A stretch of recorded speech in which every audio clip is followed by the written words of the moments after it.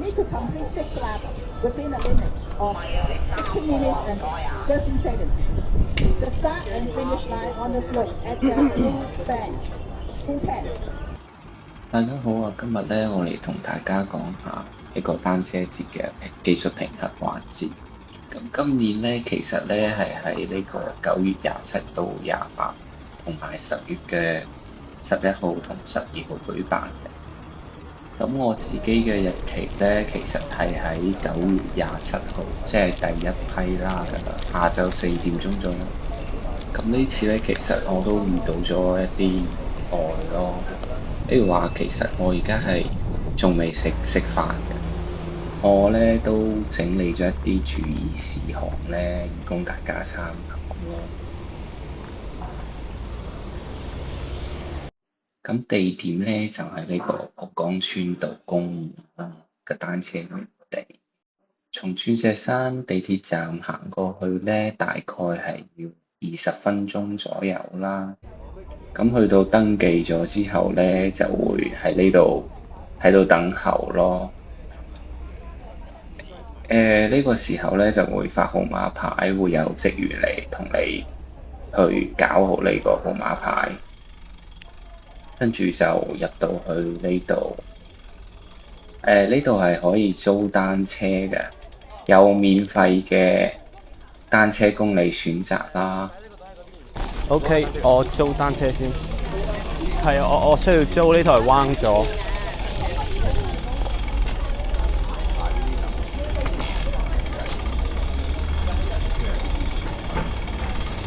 你好啊。係租單車。係。好啊。我擺低我台喺呢度啊。好啊。你做咩唔借俾你朋友仔玩啊？咁咪可以慳翻180蚊咯。咩意思啊？即係你玩嘢 taxi 咁咪你呢部單車俾你朋友咯。冇朋友嘛。你邊部 taxi 啊？嗰部單車係？邊部？你話你租俾你朋友 taxi？冇，我自己我呢部彎咗啊。彎咗啊？係啊。彎咗。好黑仔啊！今日。好，第一登記，留部電話我唔該你。OK， 我可能要調下嗰個。得高度。係。係咪？係嘅。冇問題，我幫你調啊。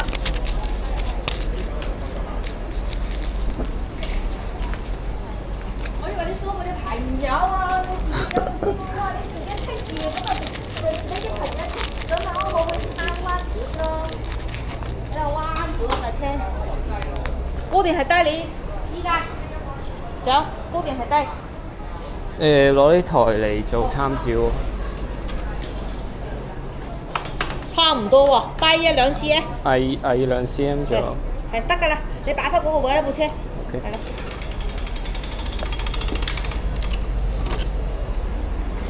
包係擺喺邊啊？都係擺喺呢度。你貴陣嘢你跟。OK，我跟新嘅。係啦，貴陣嘢就自己跟。咁包剩。貴陣嘢你擺翻個架度就得啦。OK。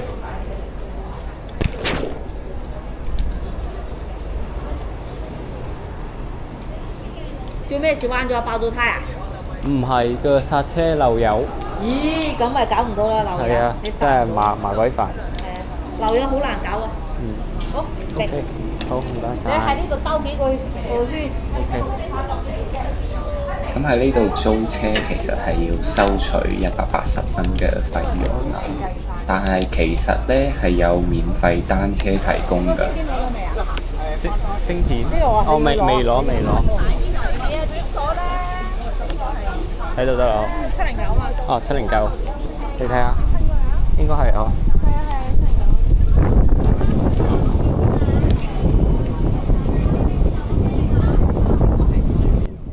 大家都需要注意，即係參加呢個係要唔記得去領呢個晶片啦，呢個 sensor 啦。可唔可以俾呢個入去啊？因為話呢個入包同手咩？係啊，我銀包可以啊。多謝你。我一陣間喎，師傅哥呢個得唔得啊？講翻到免費提供嘅單車咧，其實都有 road bike 啦，但係咧可能就冇咁好，都係一啲比較入門級嘅咯。到咗呢度，其實就係第一個環節，即係16秒之內連續掉頭2次啦。陣間你呢個將 OK 去到嗰度放低嘅。放低 OK。好，709準備，去得。即係唔好睇呢個環節，感覺上好簡單，其實有好多人就喺呢個環節就已經過唔到，係一啲控車能力比較差嘅朋友就要注意啦。喺呢度要注意一點呢，就係膠水樽，即係平時飲嗰啲礦泉水係唔俾攞入去嘅。你等嗰時係避一避啫。唔該啲膠水樽唔得。膠水樽擺邊？得你飲完未啊？未。你飲完先啦。擺到㗎啦。唔係飲完我幫你擺。OK。擺響呢度。你一出去嗰度呢個紅色帳篷嗰邊個閘嘅，跟嗰個鐵嗰度，我擺喺嗰度。OK。等下你走嗰時都係呢度走翻出去嘅，見到咧你攞翻。得㗎啦。係啊，得。飲完未啊？飲完啦。飲完得啦。唔該晒。先啦，同埋睇下先，呢度曬下先。係呢啲有得嘅。咁咧我就唔知即係專業嗰啲單車水壺俾唔俾攞啦，反正膠樽係唔得嘅。OK，你唔好嚟到呢度就當出個線，冇唔係嘅嚇。上面有條終點線喺地下嘅，白色黑色白色嘅，喺藍色帳篷。咁2幾數圈係啦。咁有個黃色嘅倒數鐘喺嗰度俾你做一個指示，有個參考作用嘅。OK，有冇唔明白嘅地方？好啦，唔好問我你跑咗幾個圈啊？你自己數啊？呢個圈啊？You need to complete 6 laps within a limit of 16 minutes and 13 seconds. The start and finish line on the slope at the blue band. Full 10. The timer will install in the finish line. Okay? And count your 6 laps by yourself. Okay? By yourself. 嗱，好，有冇 any question？你咁200米都唔夠你到嘅，但係等啲鐘時間啊，諗下。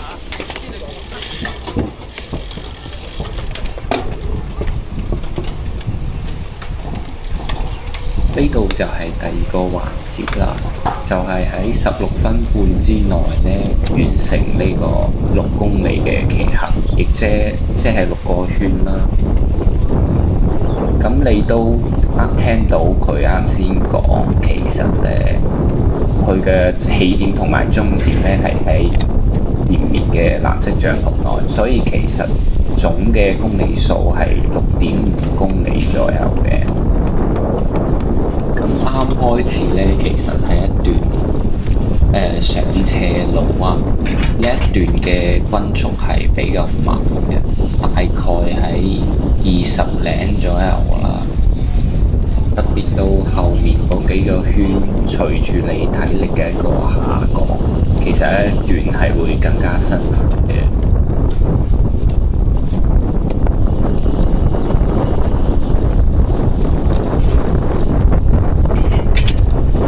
咁其實呢，好快過咗2個彎位之後就開始落斜㗎啦，但係呢，啱開始落斜嗰陣時一定要注意。即係唔好喺呢個彎位就突然間加速得好快，因為其實係好危險嘅。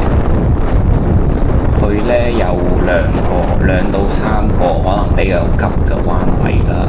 新手如果唔注意喺呢個啱落斜就加速呢，係好容易跌嘅。你都睇到我其實喺嗰一段係 keep 住30零左右。到咗呢個木板路嘅時候，我先再加速到大概40公里嘅一個時速咯。咁進入呢一段比較長嘅木板路之後呢，其實係成個路段係相對比較直嘅，係可以加速加到40以上咁嘅速度。我都建議你喺呢個地方呢，盡量咁快。因為去翻上斜嗰度呢，其實呢係耗咗好長嘅時間咯。咁你就要靠呢啲路段去拉翻嚟啦。我原先諗呢，其實好似整個即係呢個測試環節呢，係唔需要好快嘅均速，但係呢，當你真正踩落嚟，你就發覺其實上斜嘅路段真係浪費咗好多時間嘅，所以以咧我都要提醒一啲可能攞 MTB 或者接仔嘅朋友要注意啦。即係其實我即使攞 road bike 去踩完呢個測試，成個6個圈咧，其實嘅都係啱好嘅咋。咁我咧可能就水平比較一般啦，踩完之後均速可能 keep 喺26左右，但呢個水平咧其實係得返2分鐘剩低咯。咁可以作為一個參考，即係既然 road bike 都咁，如果你水平一般，就唔好去踩嗰啲 MTB 或者接仔啦，可能真係會完成唔到㗎。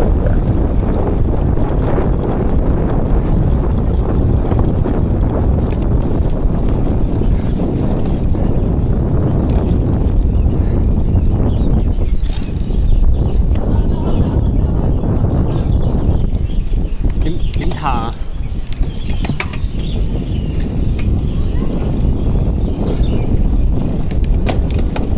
喺邊度走㗎？到咗呢度，其實你會發覺我係已經踩完6個圈㗎啦。但係咧，佢其實係仲要踩多一個圈，去返出口嗰度先可以出返嚟。所以整體咧，你要再踩多個圈，即係 total 可能就係7公里左右咯。但係呢一個圈你完成咗咧，你就唔需要踩咁快嘅。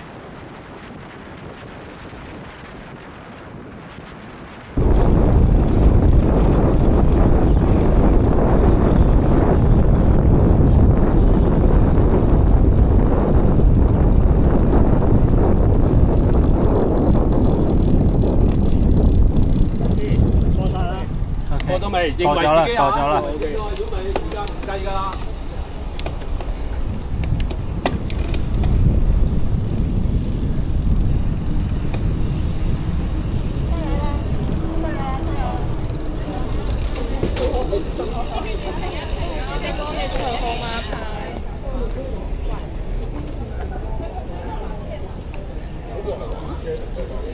呢個走咗嗰條。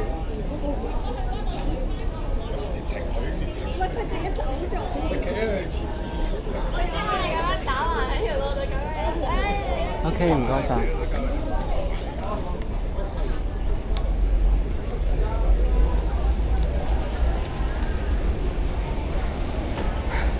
完成啦，老闆啊！好，得，俾佢張單我。應該通過咗你啊？通過咗啦。哦，係喎。送俾我啊手機架，呢個好似好正咁喎。攞埋單先，攞埋嘢。OK。哇，都幾攰下。呢度我再提下呢個包嘅問題咧，其實佢哋係唔允許你孭住包，特別係嗰啲斜槓包去參加呢個平衡嘅，所以帶呢啲包嘅朋友一定要注意啦。張單。好。咁我就嚟總結一下啦。第一點咧就係呢個評核過程中係唔可以帶膠樽嘅。第二點咧就係呢個貴重物品係隨身帶嘅，呢啲包係唔允許，所以參加呢個評核，大家一定要注意着嗰啲有3袋嘅衣物啦，唔係會好麻煩。雖然咧我都留意到嗰度有 locker 可以俾你用啦，但係冇人可以保證呢啲係可以用，即係用得到㗎嘛，可能會有故障之類嘅。跟住咧，第3點就係我建議嗰啲控車能力比較差啦，以及呢個體力麻麻地嘅朋友一定要注意，即係多練下，唔係真係過唔到嘅。咁如果你水平一般嘅話咧，就更加唔好去選擇嗰啲難踩得快嘅單車啦，都係老老實實踩翻 road bike 去過呢個 test 先啦。咁我再講下我自己嘅情況，我今日咧狀態係比較差啦，因為前一晚冇瞓好，跟住咧車又啱好彎咗，所以我中午飯都未食嘅，其實係所以嘅整體嘅表現就比較差，均速喺26左右。我都睇到有師兄可以去到30喺 Strava 嗰度睇到嘅。即係今日可以話係非常之倒霉啦，可以睇到嘅後剎係漏油，而家完全係冇反應嘅，係剎唔住噶啦。即係我諗到過好多情況，譬如落雨啊乜嘢之類嘅，但都冇諗到呢套嘢會出問題咯。落返嚟牛奶冰室呢度食呢個葱油撈丁咧，真係勁滿足啦！咁祝大家都順順利利咁通過呢個評核啦！多謝收看，唔該晒。